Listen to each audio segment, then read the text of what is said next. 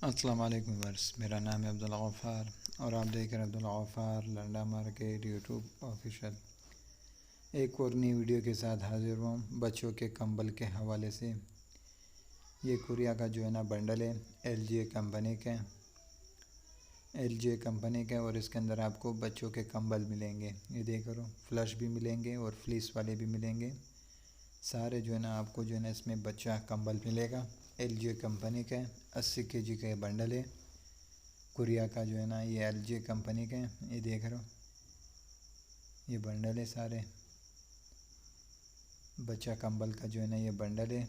80 KG का bundle है, कुरिया एलजी कंपनी का। माल का आप विज़िट करते जाएं। ये देख रहे हो किस तरह साफ़ सुथरा जो है ना माल है इसका। ये देख रहे हो एलजी लिखा हुआ है इसके ऊपर, मेड इन कुरिया। माल का आप विज़िट करते जाएं। ये देख रहे हो फ्लश वाले कंबल भी मिलेंगे इसके अंदर आपको। बच्चा फ्लश कंबल, बच्चा कंबल का जो है ना ये बंडल है कुरिया का। 80 केजी का बंडल है। बच्चा फ्लश कंबल भी है इसके अंदर और फ्लीस वाले भी मिक्स है। बच्चों के कंबल का जो है ना ये बंडल है। अगले वीडियो के लिए इजाज़त दीजिए। अल्लाह हाफिज़।